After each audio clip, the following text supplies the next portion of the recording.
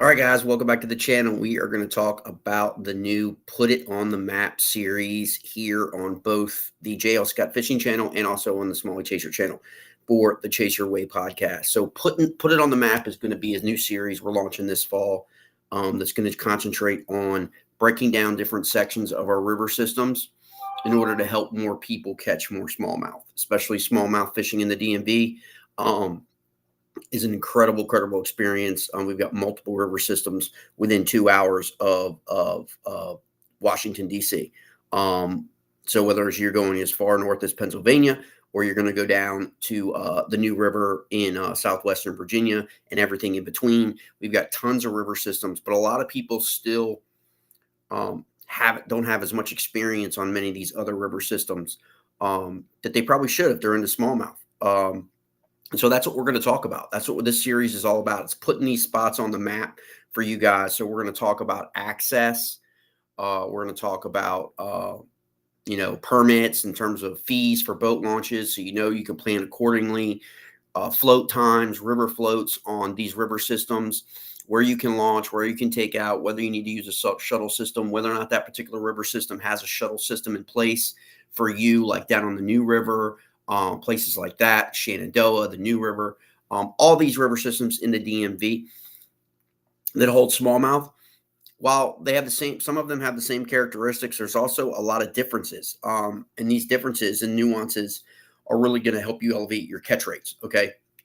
In terms of how to approach them. You may be skinny water Shenandoah versus rolling water Rappahannock or rolling water Susquehanna, and all these differences come into play when you want to plan your trip, especially with your bait selection. If you want to go light, the kind of kayak you're going to take, whether you're going to be bank fishing, wade fishing, canoe, kayak, all that mess, is really up for in terms of planning your trip. So that's what the put on the map series is all about. We've got a couple destinations we're going to hit here in the next couple days. We've got a new spot. It's not a smallmouth spot. But we do have a new reservoir opening up across the river in Loudoun County, where I am from, that we're also going to feature, as well as, because most people are unfamiliar with the new reservoir that's opened up. It's been stocked in Loudoun in partnership with Nova, Loudoun County Water, and Nova Parks. That's Northern Virginia Parks. So today we're going to talk about Put It on the Map series. We're going to talk about the Upper Potomac Piedmont. It's my go-to, easy access for me. Drop the girls at school. I'm on the river in 15 minutes. Got multiple access points. It's probably the most convenient, accessible section of the Upper Potomac River within 15, 20 minutes up the canal from Washington, D.C. So whether you're on the Virginia side or you're on the Maryland side, we're going to talk a little bit about this particular section in this part one, which will cover from Algonquin Regional Park on the Virginia side of the river down to Riversbend on the Virginia side of the river. Okay, that snippet. Below Riversbend, we may do one in the Carter Rock to Georgetown video for that section. Below, once you get into that Great Falls area and below Great Falls, things can get kind of hairy and, down there. It's called Great Falls for a reason. But there is still some fishing down that way as you get down into DC. So we're going to consider that, and you can usually use the Carter Rock recreational area. A lot of wade fishing goes on down there, and it's a bigger, more that section. You tend to deal with a lot more canoe, a lot more whitewater, a lot more whitewater kayak guys, a lot more of that. So it's just a lot more going on down there. So we're going to start with that section above Great Falls, okay? And we're going to roll this all the way to Algonquin. And then we'll do Algonquin to Edwards Ferry to Point of Rocks, and work our way up the river in the series when we're talking about the Upper Potomac. And then the other river systems like the Shenandoah, the Rapidan, the Shenandoah, the New River, the James River, we'll also break it down into sections so we're not as broadly speaking. So let's break this in here, okay? Let me pull up this map for you guys, and this will illustrate exactly the section that we are talking about today in this video, and it is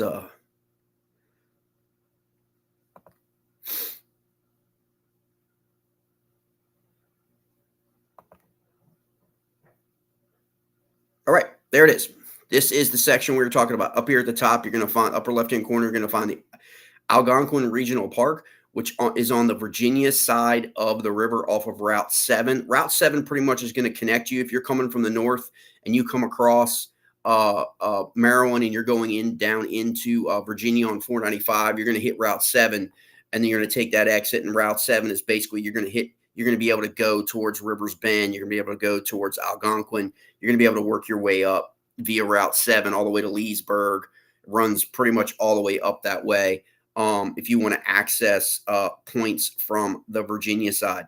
Now, from the Maryland side, you've got multiple access points all the way up River Road, okay, in Maryland, all right? And so when you're accessing those points, you're going to know the locks. The locks are basically numbered and will go all the way upriver, okay, to Seneca Landing on the Maryland side of the river. Seneca Landing is exactly opposite of more or less Algonquin on the opposite side of the river in Maryland, okay? And so all the locks that are going to go up that way provide you access for along the towpath for dropping your kayak in, for wade fishing, and to some extent, some bank fishing, okay? It can get, there is different stretches where you can't really because it's all hedgy. It's all like overgrown, but you can find areas to bank fish there. So that's always a great, that towpath runs all along the river, okay? I'll widen this up a little bit for you so you can kind of see what I'm talking about. And so it runs all the way along the river on the Maryland side, okay? It's the C&O towpath. And you've got, in this particular section, you've got Algonquin, again, on the Virginia side, Seneca Landing. Seneca Landing is your access point for jet boats. A lot of people, they're going to just take their boat out on the water, pleasure boating, that kind of thing. Obviously, kayak, canoes, and the lock that's there is called Riley's Lock, okay? That's predominantly where a lot of the guides, this year went out for this section of the river above Old Dam 2 because Edwards Ferry was closed down for a bit. They were working on the bridges there. They were working on this year they worked on Edwards Ferry, Dargan, and there's one other one. All the way up on the Maryland side, replacing bridges and stuff that have been impacted by, different floods, different high water events and all that stuff. They just have done some infrastructure repair. So that's good to know. But Edwards Ferry is back open now. So a lot of that traffic has moved back up to Edwards Ferry. So when we get into that video above Algonquin to Edwards Ferry, we're going to talk a lot more about deep water. Okay. That one is coming into play right now because we are in the fall. We're in that fall stage, okay, where our smallmouth are going to be looking for deeper water, all right? And so that section becomes a popular section. And guys will launch from the Algonquin regional side on Virginia or the Seneca Landing side on the Maryland side, and then they will go upriver.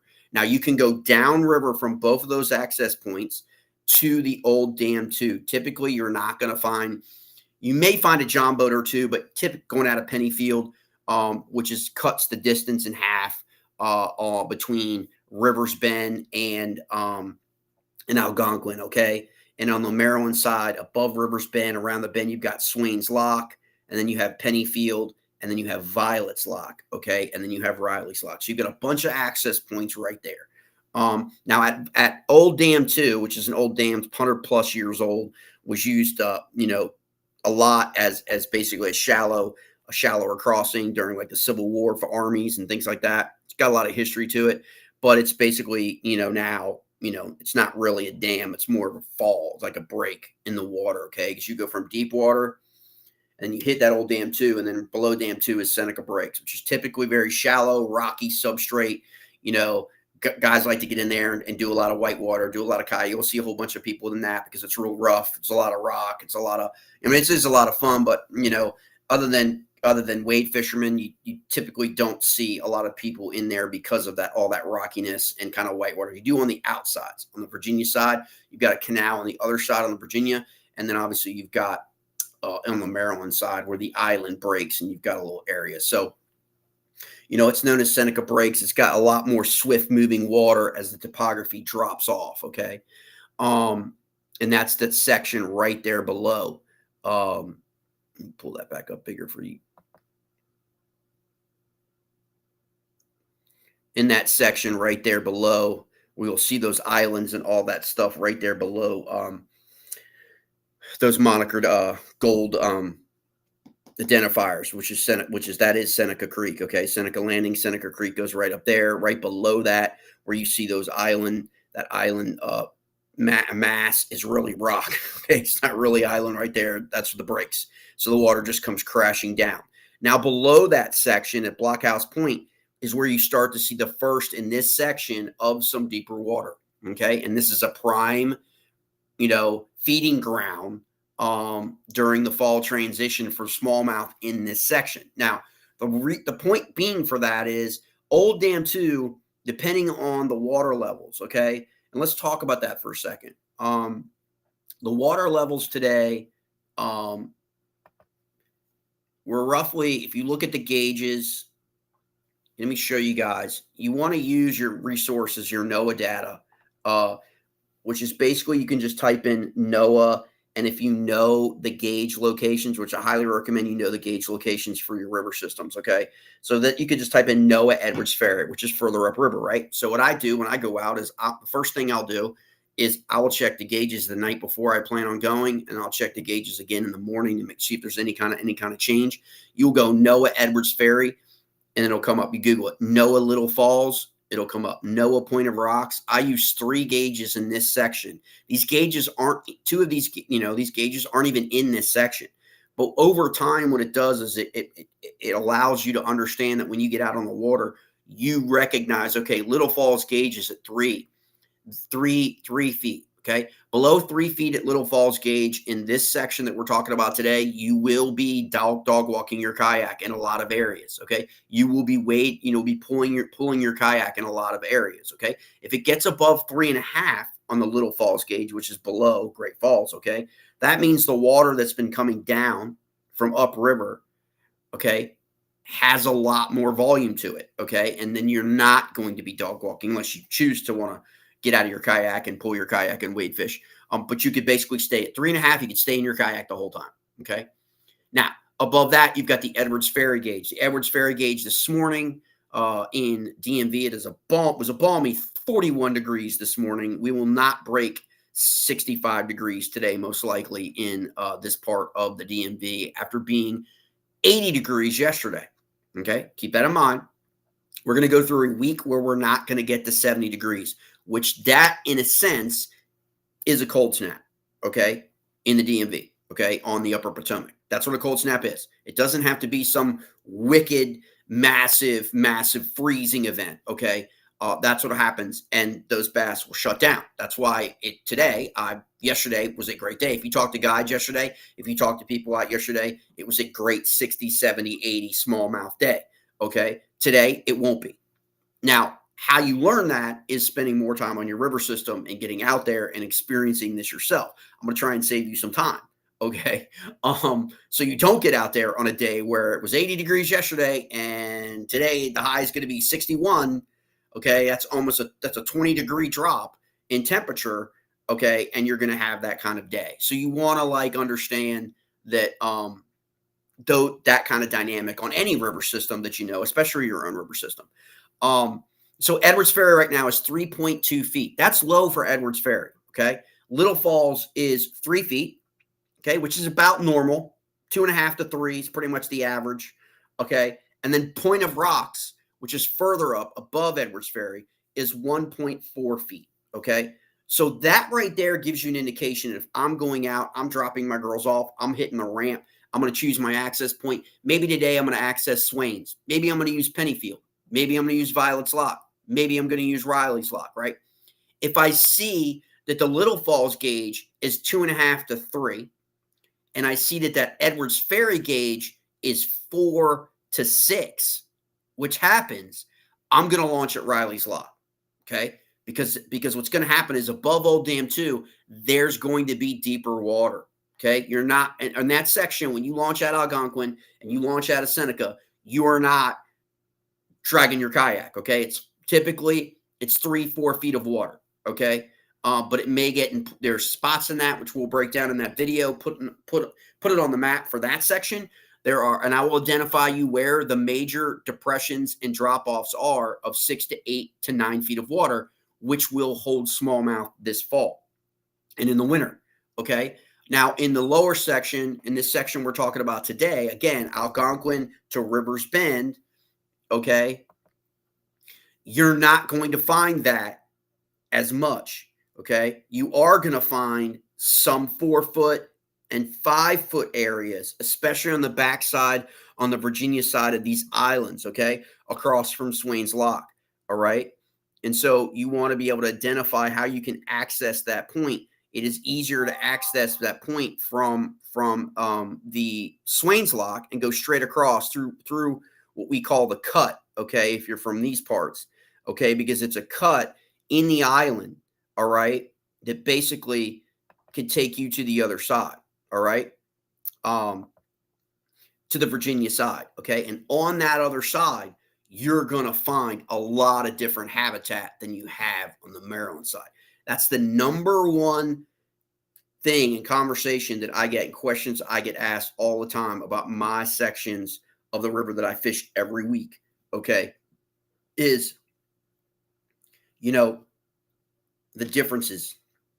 A lot of Maryland guys will stay on the Maryland side. They won't go on the other side of the islands because it does have a little bit of, you go through the cut during the summertime, you're going to be pulling your kayak against the water up through the cut to get to the other side. Otherwise, you've got to go all the way up and then around and down, okay? And then you've got to go down, and then you're going to be pulling your kayak back up to get off the water at Swains Lock.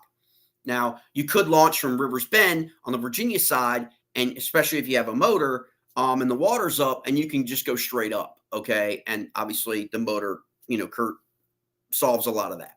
Keep in mind, though, in this section, guys, on the Maryland side is a no-fee entry. It's part of the National Park Service CNO, Chesapeake and Ohio Canal. You can access the river in this entire section for free, okay? There's trust me, I know I get into this. Always get a lot of messages after other podcasts in the region, especially in the DC area, talk about a lot of things, I'm not going to say, it's just some uninformed kind of information. Okay. That's all I'm going to put it.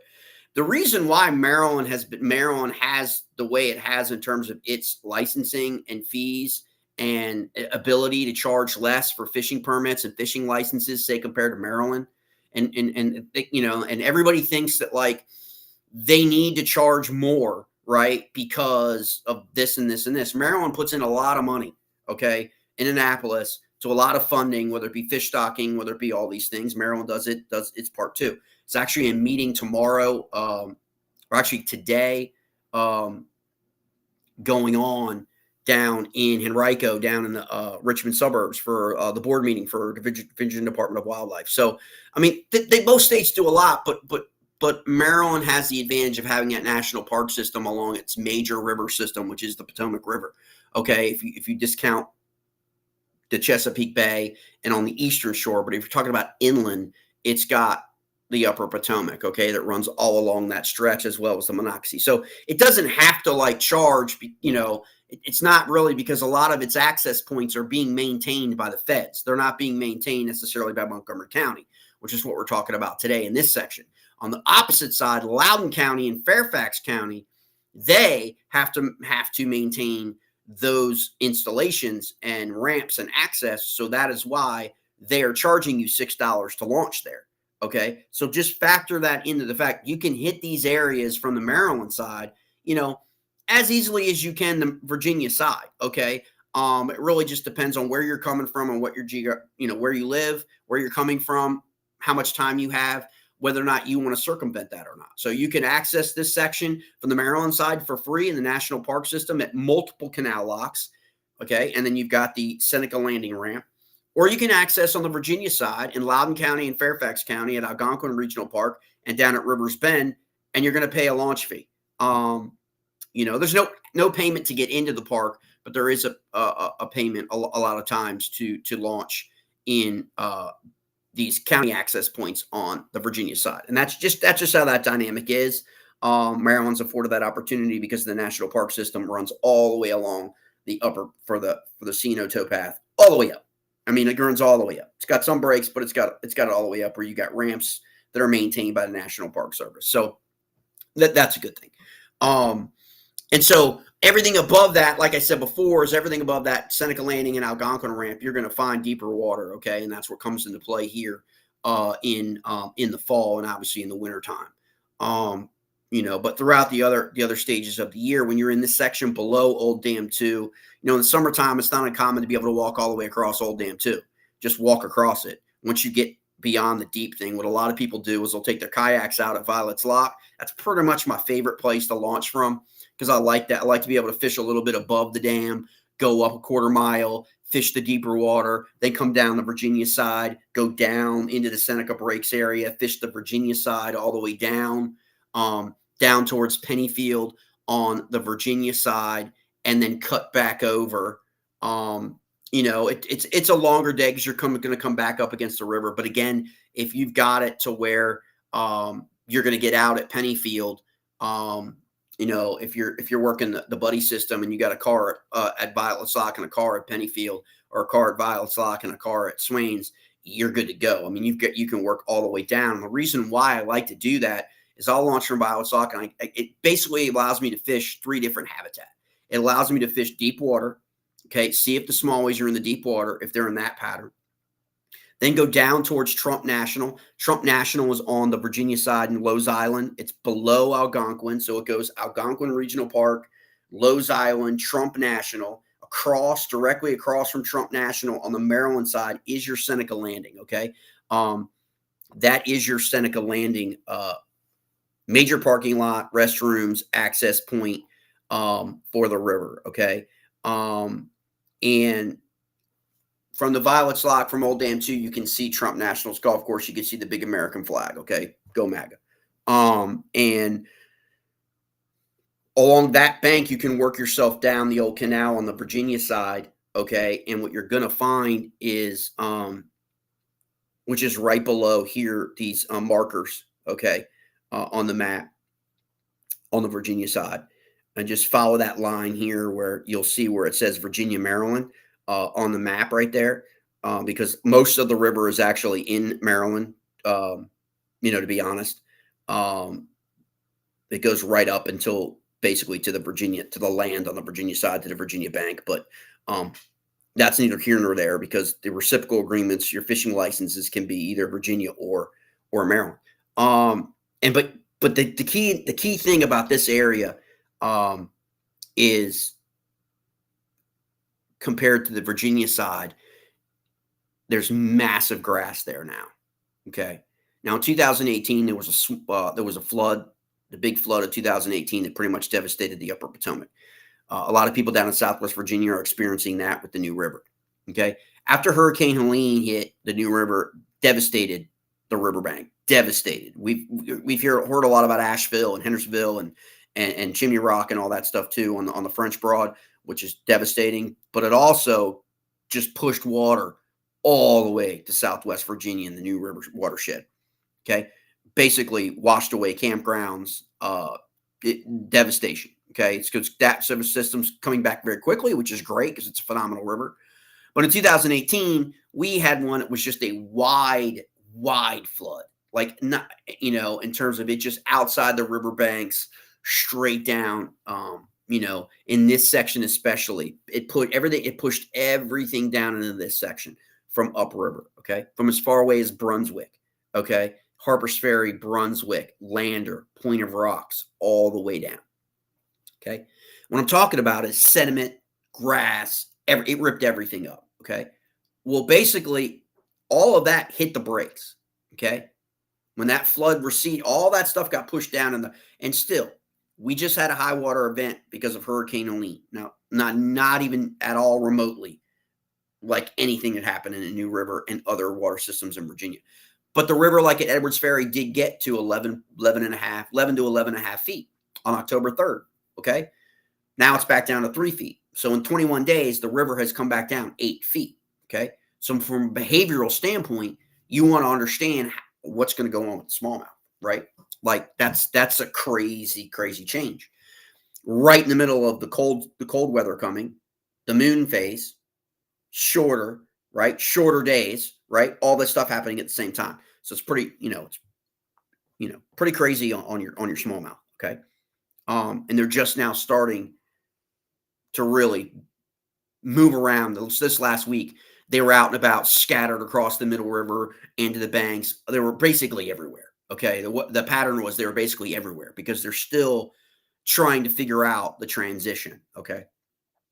Hope that helps. In other words, it's been easier to find smallmouth in this section for the last week, 7 to 10 days. Okay.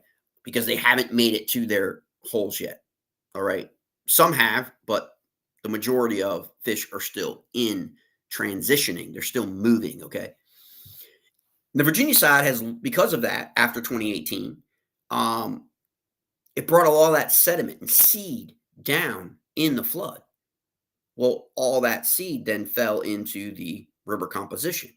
And now we're looking at 6 years later, we've got grass that wasn't there in 2017, predominantly on the Virginia side. And it actually is located in areas on the Virginia side that there is no access. Okay. So there's no riverbank guys. There's no guys wade fishing. Okay. In order to get to this area, you're going to have to access from Algonquin, come down below Old Dam 2, which is no small feat. I mean, it can be like getting back up that way is painful. Okay. And so most people don't launch from there to go down to here. And then on the other side, accesses are on the Maryland side. Okay. So you got to go across the river and you've got to go around islands. You got to go through islands, like at the cut. And when you get through the cut from Swain's Lock, okay, that cut is a narrow cut. It's usually only about a foot deep. Okay. So, and you're going against the water. Okay. So you're going to be pulling your kayak or your canoe, or you're going to be walking up as a wade fisherman. A lot of fly guys will use that and they'll walk up. Okay. And then on the other side of that cut, on the Virginia side, you basically have big pools, drops, 4 feet, 5 feet, 3 feet. Okay. Big rocks. Okay. That you're working through. And if you go back, you have to go back on a ways. From like, I did a bunch of videos in 2022 on my Facebook page from that area. Okay. And you can check them out. It's phenomenal. I mean, it's crazy because it's right in the middle of the river. And then you've got pools up in there and the fish can get trapped up in there. Okay. Because if they get in there and then the water recedes and they can't get out. And on the Virginia side, you got these pools and you've got grass on the other side. Okay. And so it's just a great micro habitat of where these fish are going to be and where they are moving right now. Okay, into that deeper water on the opposite side. So the Virginia side of those islands that come right down the middle. The Maryland side is primarily rock substrate.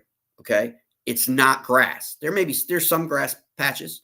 Like as you come out of Pennyfield, there's some grass on the right-hand side. But predominantly the grass is on the Virginia side in this section. And the rock is on the Maryland side. And sometimes the smallies prefer the rock. And sometimes, of course, they love the grass. And so it's just a matter of you dialing in where to find and locate them at that particular pattern in that particular time of year. It's always interesting to see where they will set up. But so much of that's part of the Virginia side. It's a ways upriver from the Riversbend. So a lot of guys don't go all the way up that way. They tend to go up Riversbend and then around the island to the Maryland side. Okay. And there's a lot of drop offs, a lot of right there. If they get above, the little falls area and they pull it up, they can get up there. But most guys you'll see will end up going up and around. They're not going up the narrow path all the way up to Virginia side. And once you break through that, you come out on the other side and you're towards Pennyfield, that's all grass. It's grass mats. Okay. It's all grass over there. And there's no access from the bank over there on the Virginia side. So you don't have guys, bank fishing guys, pounding it. You don't have a lot of pressure on that. Okay. And because you don't have a lot of the boat traffic, because you just don't have any boats in this section. Okay. Some guys will take a John boat out, but it's rare. It's usually all kayaking and canoes. You don't have the disturbance of the grass like you would, say, in grass flats, like, in different systems, right, that are hit a lot by boats. Okay. So the grass just is like pristine grass. Okay. And it's not deep either. It's like 2 feet deep, 3 feet deep. So you want to find those pockets in that grass, and that's where you're going to drop your Ned rig. That's where you're going to drop your tube. That's where you're going to fish, or along the grass line. That's where you're going to run, your topwaters along that grass line, right? And draw them out from underneath the grass, because I've got videos up on the Facebook page, like I said, from that section of the river. You can't see the bottom because of all that grass, and they're in there. You just have to draw them out. Okay. And there's current flow because it comes across the island. So underneath, you can't see. It's like a sandbar that runs about 25 or 30 yards above the island point. Okay. So the water comes down and it breaks itself on both sides. Okay. And so as it breaks on the Virginia side, you've got current flow and a seam that's running right through between the island and the grass. And those smallmouth will sit right underneath that grass and just pounce on anything that you've got coming down that way. Any kind of bait fish, anything like that, that's what they're working on. Okay. And so that, again, is easily accessible from the Pennyfield launch, okay, which is about 40, 50 yards off the river. It's actually a boat. That's where, if you are launching a John boat, it's really the only spot other than Seneca Landing. You cannot launch a John at Swimming's Lock or at Violet's Lock. You can at Riley's Lock at Seneca Landing. And, of course, you probably can on the Virginia side. But you could access that at Pennyfield and go out. As soon as you come out into the middle river, the main river from Pennyfield, you want to fish that mouth area, okay, and work your way up the right bank on the Maryland side of the river with your islands on your left, and then you're going to work your way over. And like I said before, as soon as you reach the top of that island, from there until Seneca breaks, you've got about 100 to 200 yards of what becomes a feeding ground in the fall during a transition. Okay. It's also a feeding ground in the spring for those of you guys who can't get out there this fall in the spring, because it's basically deeper water. The breaks are really shallow, which is why you got all that white water. Okay. And rocky. And then it drops. Okay. And then you've got ledges that aren't really ledges anymore. Okay. Because they basically are just sitting on the river bottom. All right. And then you can just work those baits right in that section, okay, until you get to the sandbar and the islands, okay? And, a lot of times the smallmouth are like this. They've got it where they're running from the creek and the bank to that section for a couple hours, and then they're moving off, okay? They're moving into that section, which is right above, when you see that break here on the map where it says Virginia, Maryland, you've got that island right above Maryland. Right above that island, you'll see that spot where there's nothing. That's the spot I'm talking about, okay? A lot of times they're going to move in there for about 2 hours. And right this time of year, they're moving in there in the afternoon, okay, from 11:30 to 2, okay? And then they'll be gone.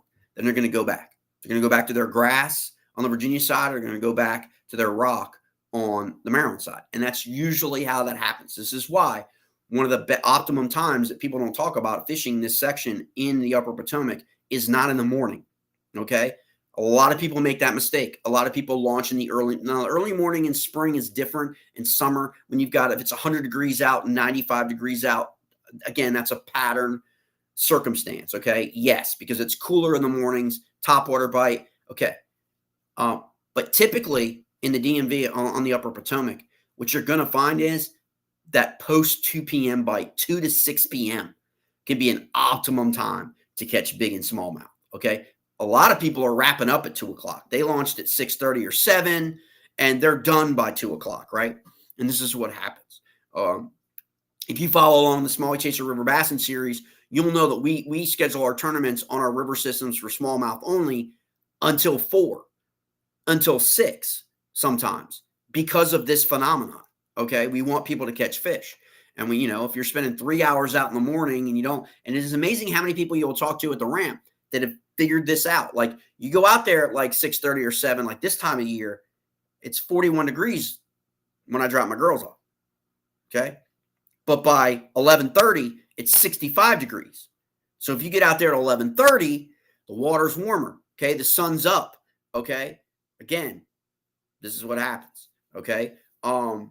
And the other key part about this section, that concentrates fish, okay, more so than above Old Dam 2 is you don't really have creeks. You've got that Pennyfield access point, okay, that acts as a creek with a mouth, okay, but predominantly you don't have creeks and areas where bait fish get to run up into, especially in the fall. You just don't. So the bait fish are hitting the bank.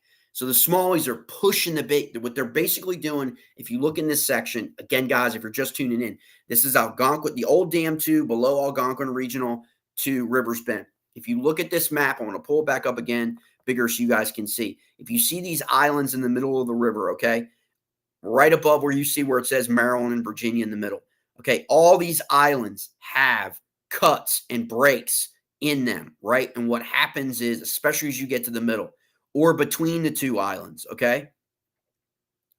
And so what you basically want to do is understand that this is where the smallies are corralling the bait fish, okay? They're corralling them up. They don't have creeks to push them up like you do when you get up towards above, okay? When you get up to like Goose Creek across from Edwards Ferry. You've got right above Lander Boat Ramp, above Point of Rocks, you've got the creek with the aqueduct, okay? You then have the Monocacy. You got the Monocacy entering the river, right? At the Monocacy Boat Ramp and the aqueduct. You've got areas where they will push bait fish, okay, during this time, okay? Mostly it's happening later because of Hurricane Helene and that high water. The high water left the bait fish that survived up in, these creek areas, okay? And so they'll pin them.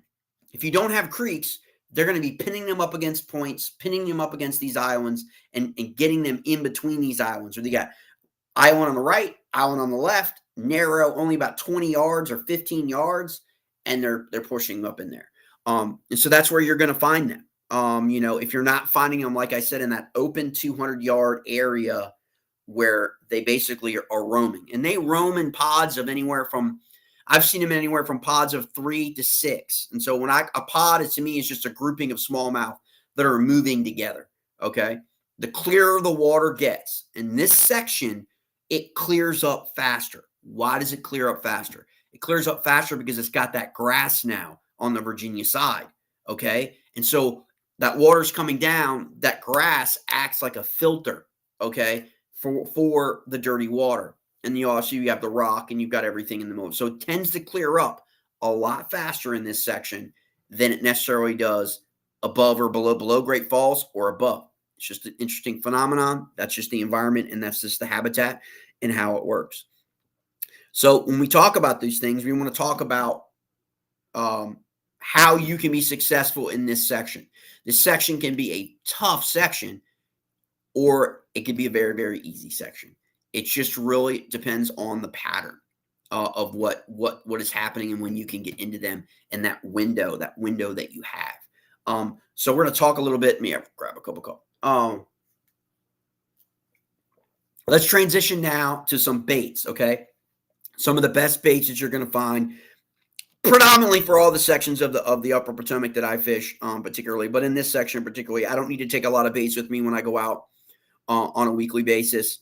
Doesn't matter what ramp I may launch from, and I change it up, just so I can get a little bit further upriver, on the Maryland side, because I want to get closer up. I want to get closer to the break, so I'll launch from Pennyfield. I want to get over to the grass mats on the Virginia side, so I'll launch from Penny or Swain. If I want to get to the deeper pools of rock substrate in the opposite island, you've got Gladys. Some people call it Gladys. Some people call it Glades, above Riversbend. And then up on the left-hand side on the Virginia side, you've got that grass, but you also have that deep rock. I'm talking big boulder rocks, okay, as you come across that cut from Swain's, okay? Now, interesting to note about the cut, okay? As soon as that cut comes through, which you can see, if you're standing at the bank at Swain's Lock, okay, you can see it across, all right? As that comes through, basically, you've got a depression for about 20, right in there, okay? And so that acts as like a mouth, right? It's not a creek, it's a cut, but it acts like a mouth. So you can get the smallmouth in and around there. If you go in there, if you ever gone in there, again, I got these videos on Facebook. There may be some shorts on YouTube as well. When the river's really down, when Little Falls is below like 2 feet, you can walk there. I mean, you can walk once you get out beyond the out. You basically wade fishermen are walking that area. There's like 100 tires in that area where tires have just either been put there. Okay. For the guys that fish for catfish, a lot of times the catfish will get inside those tires, and that's where they will do their thing. Okay. But you'll find them positioned, okay, to where they were put there. Okay. But slowly, as these high water events have pushed sediment down further down river, they've fallen deeper and deeper. Okay. And so what happens is you've got little depression areas. Okay. Or if they get sent down, they finally get dislodged and they get sent down river, you've got a depression area right there. And a lot of times that's where you're going to find smallmouth, especially juvenile smallmouth. What I mean by that is under 12 inches. A lot of them. But as you work your way up that cut, you come up to the top, you've got on the left-hand side, you've got a deep pool of 5 or 6 feet. You've got another pool of 4.5 to 5 feet. Okay. That's basically just formed by rock. Okay. That has been, cut over time, and water gets in there and there's still some access. Sometimes the smallies, you guys have probably seen that video. Smallies get caught in there and they can't get out until the water rises. Okay. But you wouldn't know that if you weren't, a wade guy or going through the cut and working your way up through that, cutting in between the islands to find that. You wouldn't know that. Okay. So if you're on the Virginia side, you then can get at, you've got a little deeper, more rock, a lot deeper water. This is where they are in the fall, guys, but you've got to get over there. And like I said before, access from the Virginia side is limited. Okay. You've got to come all the way up from Riversbend, which is a haul, or you've got to go all the way down from Algonquin from the Virginia side, which then you've got to worry about getting back through the breaks, which can be painful. And then getting above Old Dam 2, which can be painful. Okay. And then back up, again, a little easier if you've got the motor. But that's why that area is probably one of my favorite areas to fish and take people to. It's because it's just not pressured. The grass is pristine grass above that come across the top ends. Like I said, just north of where it has on the map where it says Maryland, the grass on that Virginia side, it doesn't get disturbed. So other than a high water event, there's no boat traffic rolling through there, just grinding it all up. There's nobody rolling there. It's just not. And it becomes a great area for the smallies to move to. So let's talk a little bit about fall transitioning and what I'm seeing in the river system. I'm sure a lot of people are seeing this because of post-Hurricane Helene and what the bite's been like, okay? It's been pretty chaotic, okay? It's been hit or miss, except for last week and then the last 2 days, because we had that rise in temperature. The water temperatures are still there. They dropped and they came back and then they dropped again. But the air temperatures went from 85 down to 60, up to 80, back down to 40, okay, in October. So we've had some 39, 40-degree mornings, all right? Fall is here. Now, that dynamic works in your favor in a lot of ways because a lot of your bait fish are going to like a little bit of that colder water, okay, as opposed to, warmer water. And so what can happen as that sun comes up, as the water moves, you're going to see bait fish move, okay? And so if you see the bait fish moving, you sure as heck bet the smallmouth are going to be moving right alongside, especially this time of year. They're trying to feed up. That's their metabolism. They know the clock is ticking now because now they've had that. They've had the cold mornings. They've got the cold weather. They've got the shorter days. Okay, they've already figured this out, so now they need to fatten up for wintertime. And the optimum bait that everybody will tell you to go with during this time, if you watch on YouTube, if you follow anyone, is going to be topwater, right? It's going to be topwater. It's going to be a buzz bait. It's going to be these kinds of things. And while those are really, really effective, their windows are usually a lot tighter. It's not an all-day buzzbait bite, right? It's not an all-day whopper plopper bite. It's not okay. And the reason being is in a lot of sections of the Potomac River, the smallmouth tend to be middle water column or lower. That's what they prefer. And I think in this section, it's indicative of that they are more on the bottom because typically the water levels in this section below Algonquin to Riversbend are not 5 feet, 6 feet, 7 feet. That's high water for this section. The average water depth is about 2.7. So if you're thinking about 2.7 feet, they're not typically up here, right? They're typically here or on the bottom, right? And so you want to be throwing baits that are going to stay in that strike zone for them, in front of them for a longer period of time, right? And a lot of times you're buzzing that topwater too fast right on by them, okay? And they've got to decide what they're based on their metabolic rate. Are they going to chase it or not? Okay. So the key is to locate these areas and pick them apart. Okay. Slowly. Okay. Now, unless you see them busting on bait fish, busting on, and very, very active. Okay. Chances are they're going to be middle to bottom third of the water column.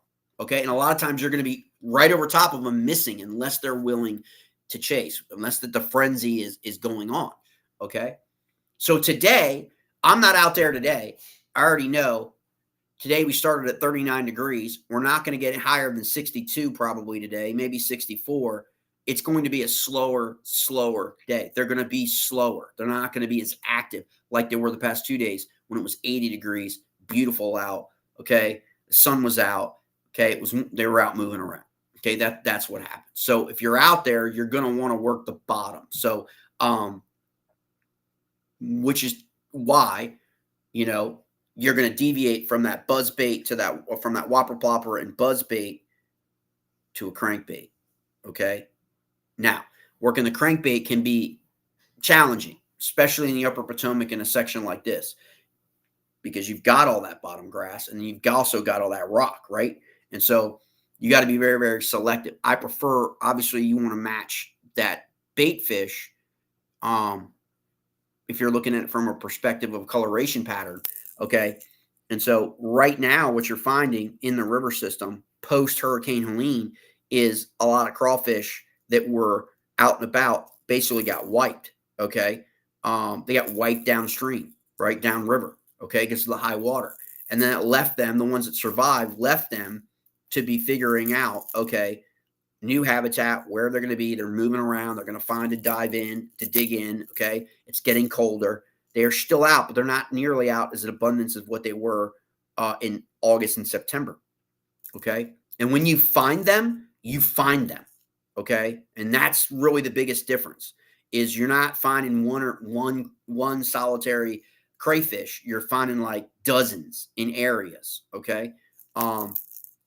And like I said before, this section tends to clear up faster, okay? But if it didn't, if you're in a different part of the river system or maybe even your river system at home and it's stained up, it's muddied up or whatever, it had high water and it's muddied up, you want to make sure that you are throwing crankbaits. 1.5 is the best in the upper Potomac. And it's your big dog hunting to get you consistently bit with a rattle. I prefer the rattle, but if you at least have a knocker. You at least want to be able to draw them. So you don't have to go into that grass. You're in the water, you're basically able to work your crankbait, bounce it off rock, but you're doing it aligned around that grass. Okay. You're not going into that grass, right? And that knock's going to draw them out. So any of the crawfish patterns, they're more brown this time of year to some hinges of red. Most of what I'm seeing is Allegheny crawl. And then, of course, here's a 1.5. This is a Tennessee shad pattern, okay? This pattern, I'm going to show you some baits here from Lake Edge, okay? Lake Edge, this pattern is probably one of the most effective in multiple river systems in Virginia and Maryland, okay? Because it basically is this coloration patterns of what you're going to find in multiple kinds of bait fish. Okay, rattle, again, all right? So I start that. Now, if you're seeing them break up, okay, on bait fit, you're seeing them active in that top third, okay, top third of that. You don't need to get down with your crankbait, okay? And I see that, I'm always going to have the same exact pattern, okay? This is a jerkbait junior. Let's see what he's called. I think it's a 110 junior KO, okay?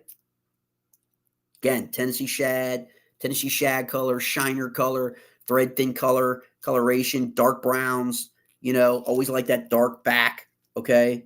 And then that cream bottom. You're going to find a lot of times in our river systems that cream bottom is what you're going to look for because most of the cray have that creamy bottom. Okay, a lot of the bait fish have that creamy color bottom. Okay, so you're going to work that jerk bait up. Okay, be phenomenal bite was 2 days ago. Okay, because they're up feeding and they're pushing. Okay, now if you're going to be big dog hunting, okay, you can go upsize that crankbait. Okay. But again, you'll see the pattern here is I still stick with that same natural pattern. Okay. Natural pattern. Again, this one is less of a rattle, just a knock. Okay. You change it up a little bit. All right. It's a Sonic Side KO. And I'll put the link in the description where you guys can find these baits. Okay. It's just a little bit bigger. Okay. This is awesome. I'll show you awesome Tidal Potomac crankbait. As well. Now, bright, depending on the weather system, okay, you want to go crazy. You want to draw them in. You want to have the color. You want to have the knock. You want to have the rattle. You're not really looking for, that subtleness of, you're not looking for that subtleness, Jay, of that freaking natural color, right? But you want them. You want them to key in on something. And that's when you change it up and you get a little crazy. Okay, get a little crazy. All right. Remember, they're going to key on the red. Okay, right now, bait fish are dying. Weather's changing. Bait fish are getting corralled up. Okay, they're getting slapped at. So there's a lot of red, all right, in the bait fish. Okay, so you can go crazy. Remember, your smallmouth are like your largemouth, only they're a lot more sensitive. Okay, they're a lot more active, a lot more sensitive. I believe, in my opinion, someone has a degree higher than me, I believe they see more than largemouth do. The range, the peripheral vision for smallmouth. I believe that. Is it true? I don't know. Just seems that way. When you've got a jerkbait, you've got something and you know where they are, it just seems like their radius of what they see, to me, seems wider than a largemouth. It could be the same. They just don't care and are going to be a lot more active. All right. And so that's just coloration. They see in colors of green. They see in colors of green and they see in colors of red. That's what they see. All the other colors, it's just not scientifically and biologically backed up. Okay. The cones that they have in their eyes and their focal, they see in red, and green.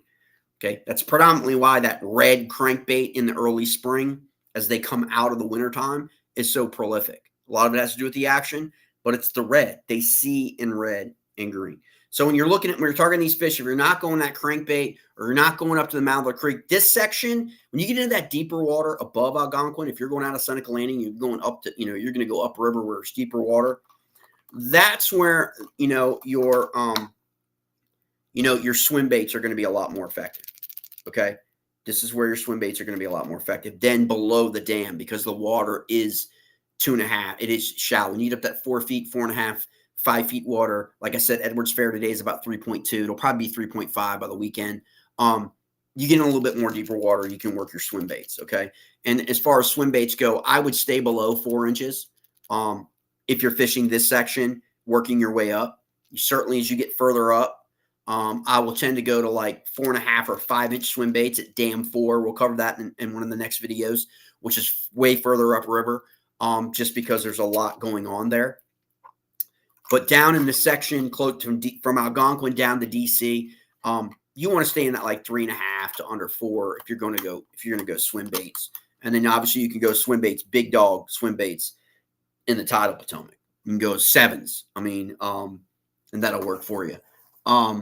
So that's a crankbaits, jerkbaits, different style. One of the other things I'm going to throw in there for you Maryland guys and Virginia guys that might be watching, this isn't really specific to this section of the river. But if you're fishing maybe you're fishing your lakes for a largemouth, maybe you're fishing river systems that are feeders. You definitely want to go with something, it's a rainbow trout pattern, okay? Because Maryland and Virginia are both stocking rainbow trout right now. They delayed a little bit because of the hurricane, but they're out stocking, okay? Thousands. Okay, so if you're out there targeting, even if you're targeting smallmouth in Western Maryland, okay, at some of the West Highland reservoirs, some of that, they're getting stocked, okay? And so, or if you're fishing like for largemouth, okay, and you're just fishing in the fall in the lakes, which is a great place to go fishing. They're stocking rainbow trout. So you want to add some rainbow trout jerkbaits, rainbow trout patterns, coloration patterns to your mix, because they are stocking these fingerlings now, and they will be probably till middle of November, I believe. So that's just a really interesting thing that you can utilize to take advantage of that when they stock that. Okay, for me, let's get into topwater bite diminishes. Okay. Now, if you're a power bait guy, if you're a power fishing guy, it never does, right? That's your go-to. That's what you're going to throw all the time, and you're going to live or die. You're going to sink or swim by it, right? But in the upper Potomac, a lot of times that window is a smaller window, okay? Unlike, say, the James, where it's a bigger window. But on the upper Potomac, it is a smaller window. It can be fire, and it can be feast or famine. So you want to gravitate to the next, okay? So you start with jerkbait, you started with topwater, your buzz bait, whopper plopper. Let me grab one real quick.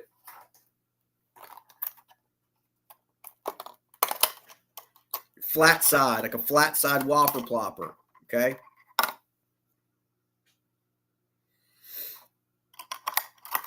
I recommend the flat side, by the way. If you're not familiar with that, send me a message. I'll send you the details on the flat side. It's a little bit different action. For my topwater guys, by the way, I get this asked question a ton. Jerkbaits, crankbaits, topwater, whopper ploppers, you name it. I use P-Line Topwater. Okay, if I'm not using that, I use tactical fluorocarbon from P-Line, or I actually use some P-Line. A lot of times when I'm doing some finesse fishing for smallies and I'm going light line, I'm going the trout line. Okay, but if you want the buoyancy and you want to keep that bait up, like if I want to keep the crankbait up, okay, a little bit than what it naturally would be, I'm going to go with the Copiler or Topwater, okay, because the buoyancy of this line is just one of the best out there that keeps your bait up. So if I want this jerk bait to stay up, okay, if I want, the plopper or the buzz bait, I just want it to be buoyant in the top and work that top part of the water column, okay? And then I'll switch to tactical fluorocarbon for other things. But if you've got a graph, it doesn't matter where you are, and you know that the bass are in the top third of that water column, you don't want your baits going underneath them, right? Like that's not, you want to, because they're up feeding, okay? And they're up playing that. They're up feeding on that bait fish. They pushed up, okay? So they're up here. You want to stay up, okay? And that's why you want to go, you want to go with, a low memory freaking, buoyant line. But the other part about the P-Line Topwater that I like, especially for jerk, it's just the castability. You get a lot more distance when you're casting your jerk baits, and a lot of times that's all really you need to be really effective. So check out P-Line. Now, so that Topwater's coming off here in this section, and probably my go-tos. These are two of the go-tos. Okay, year round you can throw, you can throw these. Okay, at least in this section. Okay, and so you've gotten away from topwater, buzzbait, whopper plopper, crank. Then you gone to the crankbait, right? So now you want to get into mid-range water column moving baits. Okay, and for me in the fall, the number one moving bait you can throw in the fall that's not surface oriented is an underspin. Okay, and here's the reason why. We're all familiar with two types of presentations that catch fish that pretty much have the biggest angst provided them, right?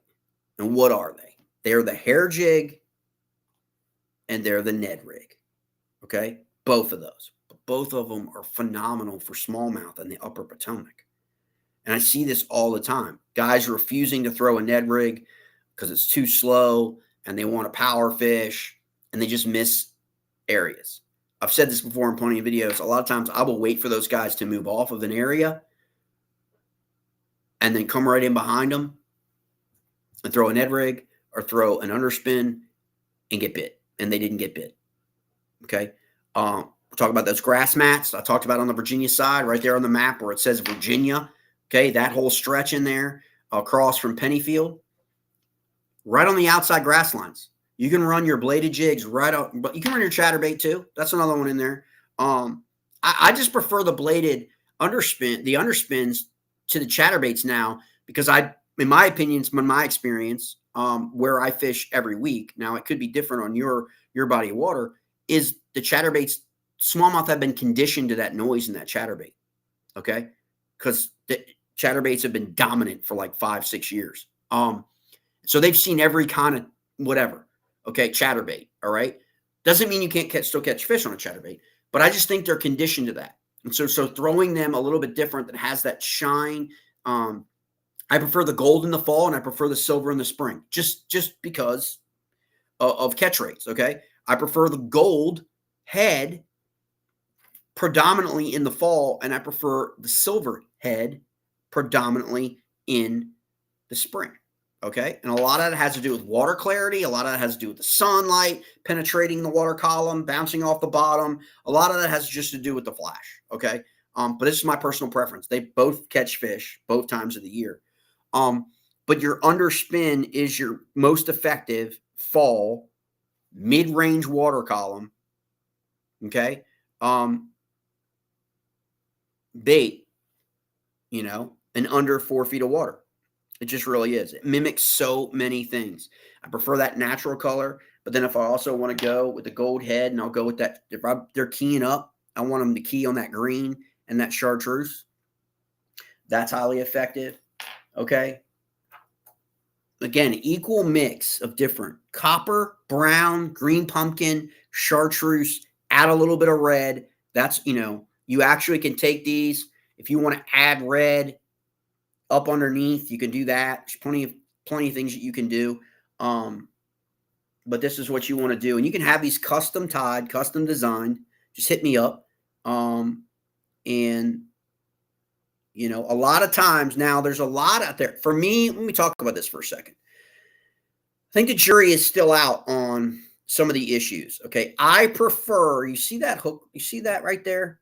I prefer that kind of underspin as opposed to the wire. Okay. The wire underspins, I know they've had a lot of issues, I think, in twist, in a lot of things. And I just have had better success with the solid than the wire. Okay. And I know there's been a couple recalls and there's been a couple things with underspins that are that titanium wire. Okay. It's because I think there's a lot of stuff in the air when you're casting it and this thing's not moving. Okay. That wire is moving. And sometimes you can end up with your blade up here and you know what I mean? You're losing casting time because you're reeling it back in, you're correcting it. It's just what I prefer. But again, you need to talk about your preferences. Okay. Now, when you're getting into this section, a predominant section, this is about when I start. I usually start around Halloween. So it's a little early, but now with the water temperatures being what they are and with what we're dealing with outside, like I said today, we're probably going to have a high of like 62. I will start to transition to the black. Okay. And this will be the go-to all winter long. And all you have to do is slow down your retrieve. Okay. And let it fall and then work it up. Okay. And then change the cadence. It's all you have to do. You could still fish your underspins in the wintertime, guys. Take the spinner off, and that's just a hair jig. Okay. It's just a hair jig, right? That you've added just a little bit of flash to. Okay. To add that into it. So these two colors right here, I can tell you right now, are two colors that most of what will happen and go down in the late fall throughout the winter until January, February. Okay. Until things change in the spring. All right. And that is obviously you can right now go. No, I don't. Hey man, I don't know who DJ is. But I've said that before, like that I look like quite a few different people, man. I appreciate it. How long does it get through these questions?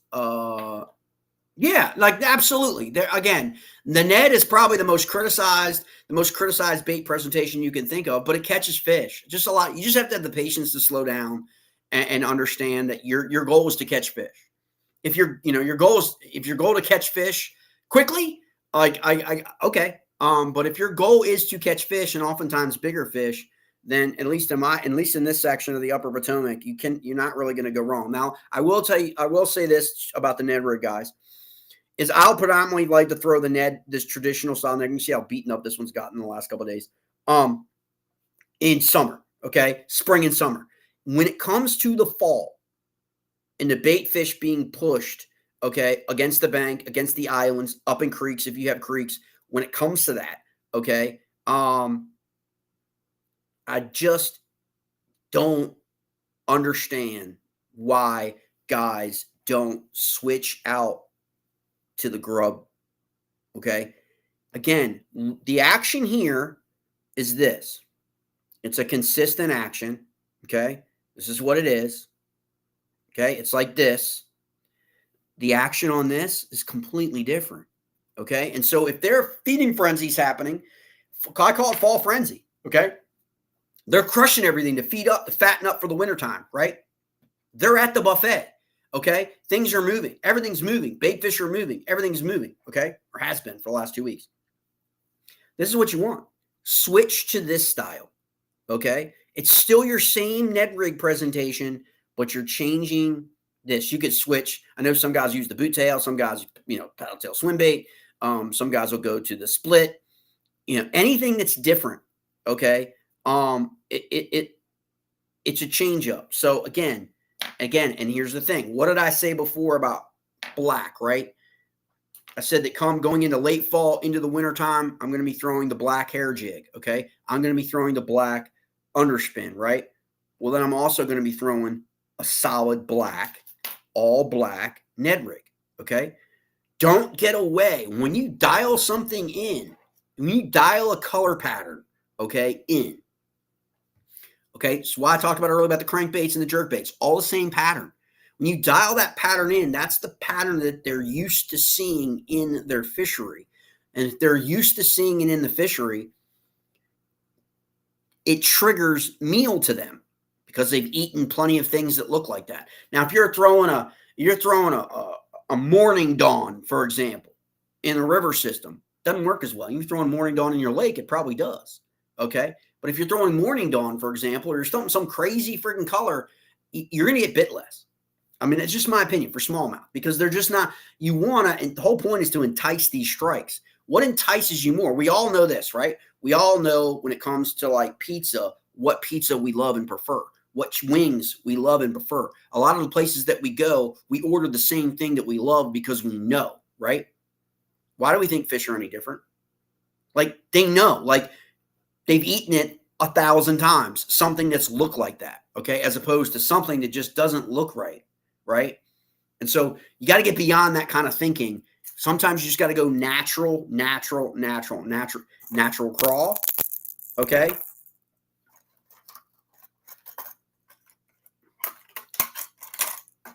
Natural. Okay. Golds, browns, green pumpkins, Susquehanna, Upper Potomac, Monocacy, James River. Okay. Now, if you're going topwater, I'm less inclined. Like I'm less inclined about natural for topwater. Like I don't think it's nearly as big of a deal. I think it's more about on the top. Okay, you can go with spinner baits and with whopper ploppers and things like that. Rising water when you're throwing your spinner bait in the rivers, any river system. Rising water is when you should be throwing a spinner bait. I think that's fine. I think it's the action. I think it's the movement. I think it's the noise. I think it's all that going on coupled with the color pattern. I don't think it's color pattern specific, but I think in a lot of these, it is what they're used to. Because remember, the longer something stays in their strike zone, the longer they have time to discern whether they're interested or not. And so you don't want their attention to deviate. Okay. And so that's why you want to stay with to my opinion, the natural colors. You obviously can change these things up again. Like, for example, I may want to add this. These are 1/4 ounces. And you can get a pack, man. Like, this is crazy sick. Melissa does phenomenal work on these hand-tied underspins, guys. These are absolute sick. But I go quarter. I like to go lower and then add. So I don't want to throw a half ounce. I want to throw a quarter, an eighth and a quarter, and then I can add to it. Okay. Just same way we do with the Ned rigs, right? You can add soft plastics. So what I'll do is I could add something as simply as the micro stuff. I'm a huge micro finesse now because smallies just crush them. Okay. Because they're like little easy meals, little 1.5, 2 inch. Okay. I can just add that if I want to add a little bit of extra weight to it, a little action on the back. Very simple to do, okay? Adds just a little bit more weight, more castability, further away from your kayak, further away from your boat, can bring them towards you, get up a little above, bring through the seam, above the grass line, bring it right down along the grass line, or come back across in front. It all depends on what that pattern is. But you can add these things to it. And these are just easy little things that you can do. Now, one of the things I'm going to give away in this video right here, okay, shouldn't be news to anybody, okay, but we've gotten away from it, okay, is y'all remember these? Y'all remember these beetle spins? Remember throwing these as a kid? When you ever seen any grown men throwing beetle spins anymore, right? We've moved on to, like, I'm going to tell you what. You simply just take the beetle spin. You don't have to use this stuff. Anything is for crappy, but the beetle spins. You take these off and you replace them. Maybe you replace them with a Raid of Japan fish roller micro, okay? Right? You're going to get bit, and you're going to get bit all day long, okay? One of the other ones I like from Melissa, by the way, is this Scud Bug. This Scud Bug pattern right here. Let me open this up for you. This is one you want to get, okay? It's copper, brown, and green, okay? This is crazy sick. You can kind of see where it's gotten beat. This one's gotten beat with me. But I got a bunch of these. This is a crazy pattern, okay? Natural. Look at those natural colors, all right? And there's a 1/4 ounce. So I could add any kind of micro I want on the back. But this one I probably would not add white. I'd go green pumpkin, okay? Or brown, any kind of brown or variation about it. Can add that right on the back, and that's going to work just fine. Now, if I want to do this, here's the thing. That's a really great technique, okay? You guys have seen that. If you hit that subscription button up in the upper left-hand corner or upper right-hand corner, I'm not sure where it's popping out in this video, to the Smallmouth newsletter, you're going to find I'm going to break down all these spots. I'm going to break down this even further. I'll put this video in that so you can always go back to the newsletter. And then I'm going to break down the spots, the access locations with, and all that stuff to get people dialed in for their trip, where to go, some areas where I've caught my bigger fish. All that stuff will be in there.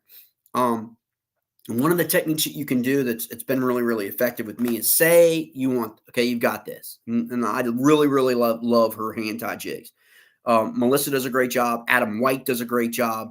So just contact me for those contacts, and I'll get you for these are custom jigs that absolutely catch fish. Okay. And that's what it's all about. But if I want to change it up, so I just got done talking about this beetle spin. One of the easiest things you can do is you have a favorite, I can even do this, guys, with the Ned rig. And I do repeatedly. Okay. Is take this, go up to the shop, go up to your tackle shop, or order online and get you some jig spinners.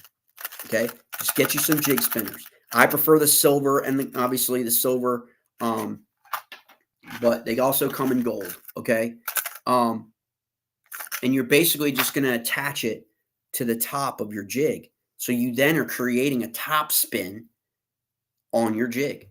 Okay, doesn't matter. You could still present it as a Ned rig, okay, but with a spin. And so, like, Jay will be like, well, wait a second. What's that going to do what's going to do is, as soon as you pop it off the bottom, you're going to have that flash, that top spin, okay? You certainly can go the other route and just buy a top spin from, like, First Gen Fishing, okay? Pair that with tactical fluorocarbon from P-Line, okay? You can go that route. You can just go it. But again, a lot of times is you may have, the thing I run into is I've got some really go-to natural coloration patterns that you can't get off the shelf at Bass Pro Shops, right? You can't get at Academy, okay? They're custom coloration patterns. Those shops got all kinds of different coloration patterns. And if your go-to is one of those, in a different jig or use for an angler, then obviously you want to walk down the aisle. This is from Bass Pro Shops, okay? Okay, this it's classified as a wallet from the walleye angler jig spinners, but they're phenomenal, okay?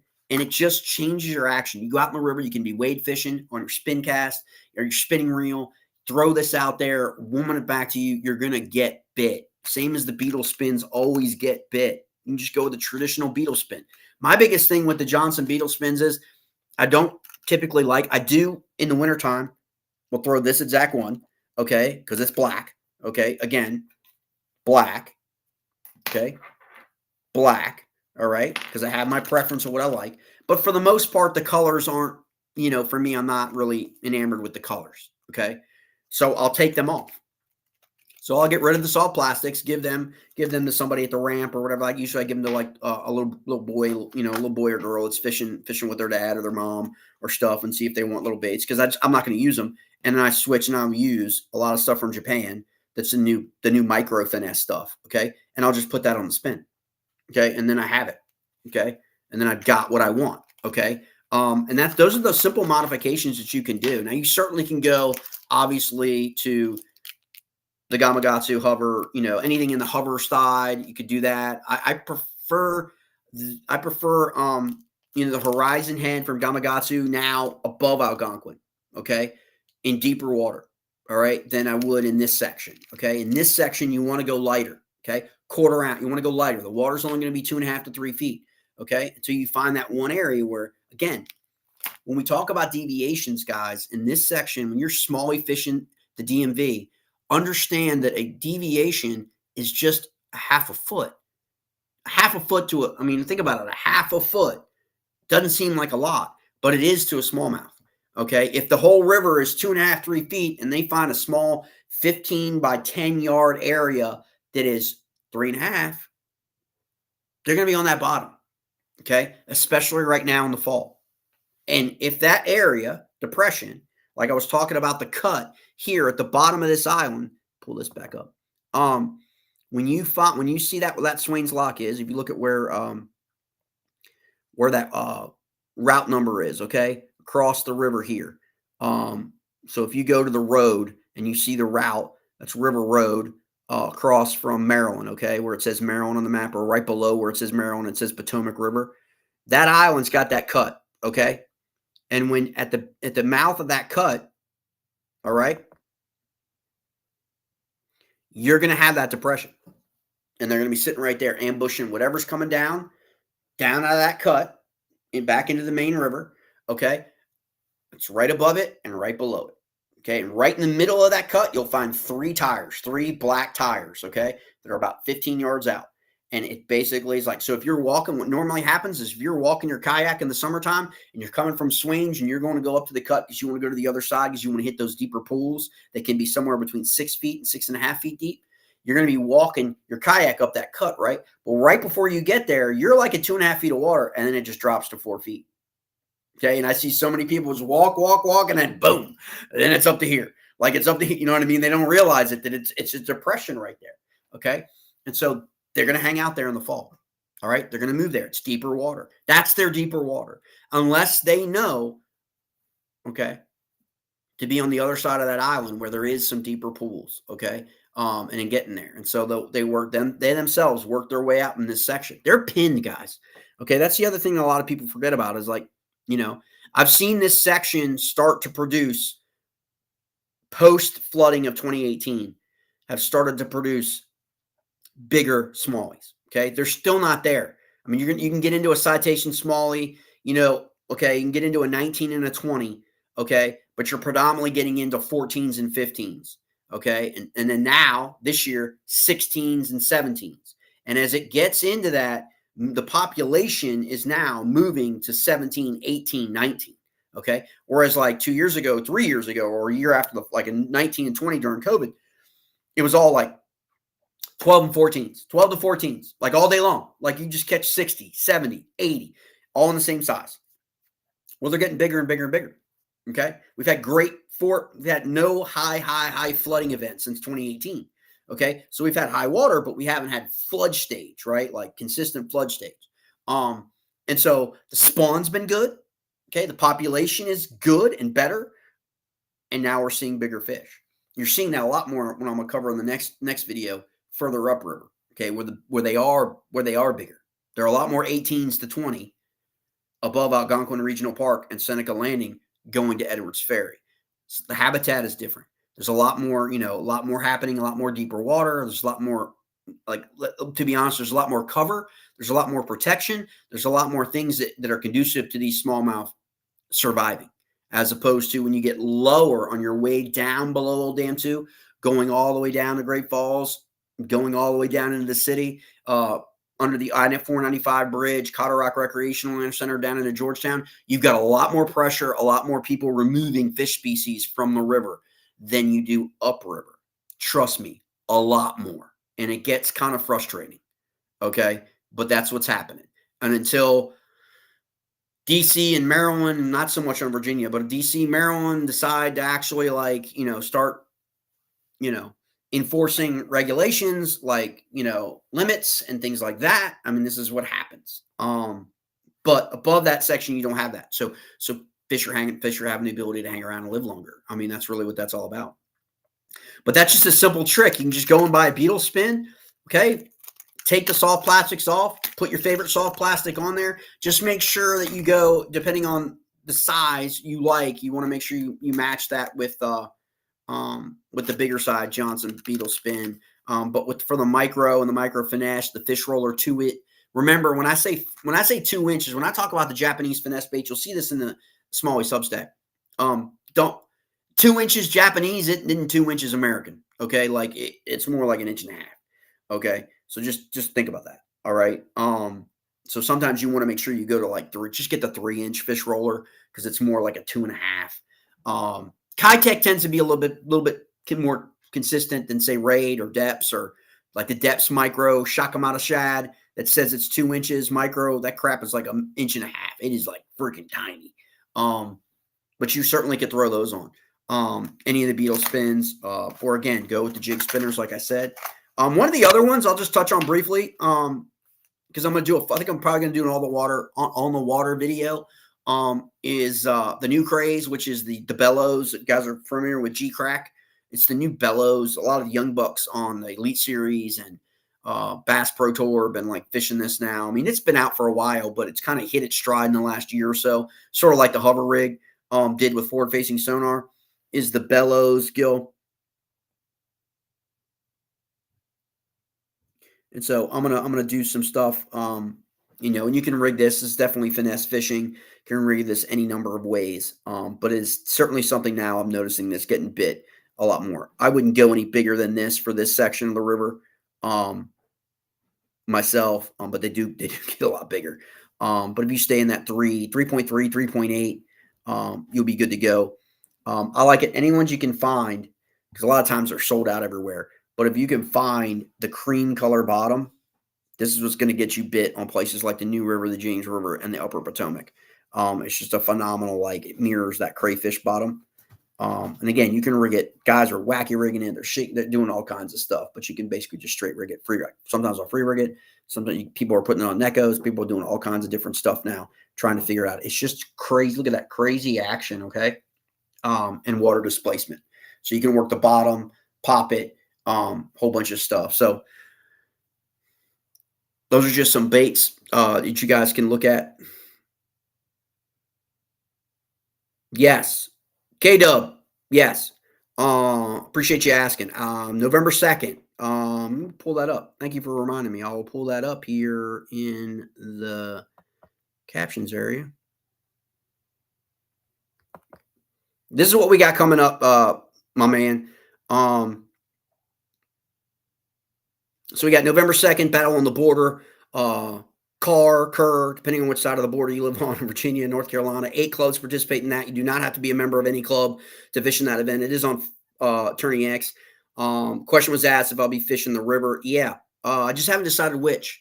So I'm going to take a look at that here in the coming days. It could be the Dan. I might fish the Dan.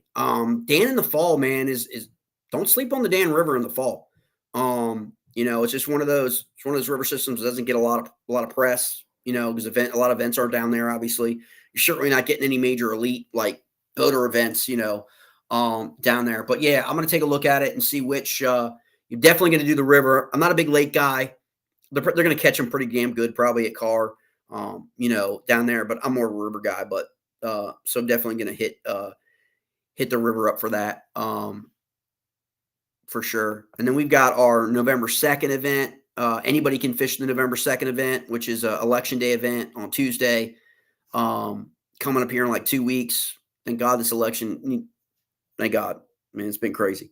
But so basically for Virginia, but I mean, you can fish anywhere, but it's from the time polls open to the time polls close, so like 6:30 in the morning until 7:30 at night. Ultimate limit, no limit, just boom, just go out fish, have fun. And then we've got our event November 9th on the New River called New River 3. So below Radford and then down towards North Carolina. So, we got three events plus KBF. Plus, you got KBF starting the November Challenge Series and the October Challenge Series ending up. But yeah, so we got some events coming up, man. So yeah, I'm gonna go looking for them smallmouth. Smallmouth. The series is putting up a $50 bounty for big smallmouth for the entire event down there. But I'm gonna look at a river. I'm a river guy, so I'm gonna either look at the Stanton or the Dan within bounds, and that's where I'll be fishing. But yeah, we'll see what happens. Really looking forward to it. Hopefully the weather stays the way it is. I mean, it's been beautiful out. Again, we saw here a 20-degree temperature drop, so that's not the best. But again, we got another week. We got a week and a half, I guess. And then this Saturday, there is an event you can find on Tourney X for Socks and Cookies. It's a benefit event if you're a kayak angler. Or you can go to my Facebook page or the Smallway Chaser River Bassin page on Facebook. You can see the promo and the graphic for that. It is Saturday, and you can fish anywhere just within the rules. So, yeah. So there's a lot happening. A lot of guys put their kayaks up. A lot of guys put their boats up. Trust me, this is my favorite time. This is where I get going. Like, again, put an extra layer on. Obviously make sure you get your water temperatures up. Make sure you dress properly. All those things. But this is when they feed. This is when they're out. And you go out there. Like the other day. There's just nobody else out there. It's like not pressured at all. Even in some of the most popular sections that I know on the Upper Potomac, that I know people have caught massive bags on in some of these tournaments. Maybe you find online. You can do the KBF October Challenge Series. If you check that out, there's a guys in the top 10 right now that are fishing the stretch right above what I'm talking about today. There's nobody out there. I actually saw the KBF. I saw one of the guys in the KBF series, one of the local hammers. He was the only other person on the river. I was on the Maryland side, and he was on the Virginia side. Just nobody out there, man. Like, it's just, I'm sure it's like that for a lot of the lakes too, as well. For a lot of people in Virginia and Maryland this time of year after Labor Day, it kind of just like falls off a cliff. So it's just one of the best times to get out there and fish and hone some new skills. And they're moving around. They're scattered right now, middle river to up to the banks, to pushing up creeks for the most part. And so it's a lot easier to like dial in a pattern set, I believe, in the fall during the fall frenzy, and the feed up in the transition than it is, in the summertime. The summer is just like they could be gone, but like you just can go out there for 6 or 7 hours and catch 2 fish. It's just, they move 6, 7, 8 miles. The fortunate about this section, like I was saying before, is you've got that break at the old dam too, where for the most part they stay below it and they stay above Great Falls. So the fish population in this section that we talked and broke down today stays pretty consistent within that. They can't really go. They don't, trust me, you don't want to go down, but you don't want to go down the Great Falls. Them fish don't want to go down that falls. Those guys whitewater kayaking Great Falls are crazy. Those people are insane. But there's a lot of them up where I live that they've asked me, you need to come. I'm like, no, thanks. No, thanks. They launch right off the Potomac River, right near me, Old Anglers Inn, and go down to the whitewater and do all that stuff. It's nuts. But you got to deal with a lot of guys in a lot of whitewater kayaks, a lot of canoes, a lot of all that stuff down there that you don't have to do in this section. So it just really, really works out. That's really all I got. So we broke down, put it on the map. This is that section between Algonquin Regional Park and Riversbend Regional Park. Both those parks are in Virginia, okay? But I highlighted the access points on the Maryland side. You've got the whole towpath, guys. You don't have to use, if you're willing, if you've got a cart and you're willing to move that kayak, you got a whole towpath where you can find areas to drop in this entire section. That's the beauty of this section. That's what makes this section so awesome, is you've got Swain's Lock, Pennyfield, Violet's Lock, Riley's Lock, if you want a parking lot to access, or you could park in one of those parking lots and you could just cart your kayak a quarter mile, whatever, upriver or downriver or however you want to do it on the towpath, and then jump and then dump in. That's the beauty of that. You don't have that luxury on the Virginia side, okay? And on the Virginia side, you're going to be paying fees a lot of times to launch at ramps in Virginia. So keep that in mind when you plan your trip. Always make sure the licenses reciprocate for Virginia and Maryland and West Virginia as you work your way all the way up. And we're going to cover that in a few more videos down the line. But that's the breakdown. I appreciate you guys tuning in today. Please like and subscribe to the channel. If you'd like me to cover a certain section, let me know. And if I fished it, I will. If I haven't fished it, then, you know, I got to get out there and fish it for. I got to do that stuff. I want to stay on point about the things that I know and how I can help people catch fish, especially this time of year, and get people out, like, you know, now and then obviously in the next year. Get out there in February. Trust me. We're going to do a lot more videos, hopefully out on the water with some of the hammers now that, you know, that understand now that the bigs in February, right? The bigs in November and the bigs in February come out to play. Okay. I'm just saying, if you could look at our series on Tourney X and go and look at the monthlies for October, November, February, go back and look at the Smallmouth Chaser River Bass on Tourney X and just look at the monthlies and you'll see what I'm talking about. 6, 7, 8 citations. Okay. You're seeing that amongst 12 people. All right. It's because put it all together. Okay. Hope you guys found some useful stuff. Always hit me up. I'll put in the description the brands, the links to the baits that I talked about today. You always can reach out to me. Just do yourself a favor. Subscribe to that free newsletter. It's free. It comes to your email box. Whenever I post, I'm going to break this video into that. I'm going to break down the baits. I'll take some pictures of all the baits, give you guys some idea, give you guys some tips, and I'm going to talk about locations. Show you where the holes are, show where you go, show you where I go. I have no problem taking you. I have no problem giving up where I catch my big fish at, where I like to fish. It's our rivers. These rivers belong to all of us. Nobody owns the river. Okay. We all pay for our licensing. We all pay for all that stuff. And the whole point of all that is to catch fish. So take a kid fishing, take your son fishing, take your daughter fishing. We got less and less and less kids fishing today, guys. There's less and less and less young people fishing today than there were when we were kids. It just came out of the ASA out in California. The number of people fishing is declining. It's not increasing. The number of licenses being issued in states is declining. It's not increasing. Okay. So if we want to keep an eye on our resources and we want to get people out back on the water, we want people to enjoy our resources, we got to get them out there, and we got to transfer that joy of fishing to the next generation. We need to protect our resource for the next generation. Okay. And it really starts like anything else, man. It's like, you got to put them on fish. As soon as you put a kid on fish, he's caught forever. But if you take him out to a spot and he's got to hang out on the bank all day long, and you're in a spot where that's where everybody goes and he doesn't catch a fish or she doesn't catch a fish, trust me, they're going to be back to that video game. Okay. It's just the way it happens. So appreciate you guys tuning in. Again, reach out to me. K-Dub, appreciate you. Brian, Mike, appreciate you guys. Can always reach out to me at JL Scott Fishing on Messenger on Facebook or through the Smallmouth Chaser River Bassin series. If you got any questions about access, any questions about permitting, any questions about locations, baits, whatever it is, I'm going to do my part. And that's what I think it's all about. So appreciate you guys tuning in today. I'll see you next time. Next time, we're going to talk about that stretch above Algonquin all the way up to Edwards Ferry, Monocacy River. I'll probably include my favorite, the Monocacy River. I'm actually planning on going and fishing there, hopefully, for Socks and Cookies event on Saturday. It's probably going to be a one. It's like 25 minutes from my house. But they're chewing now, man. And so the word I'm getting is it's straight frenzy. And I don't get to fish that one as much as I get to fish, during the week, the Upper Potomac. So why not, right? It's a benefit tournament. A lot of the other guys I know down in Virginia are going to be fishing that down on their river. It'd be nice to see how things shake out between the river systems in those tournaments like that. It's going to be a lot of fun. Hopefully the weather holds. But it looks like we're not going to see 70 probably until next Thursday. So we're going to have to see what happens here with whether this shuts them down a little bit, because we did have that change from 80 to 60.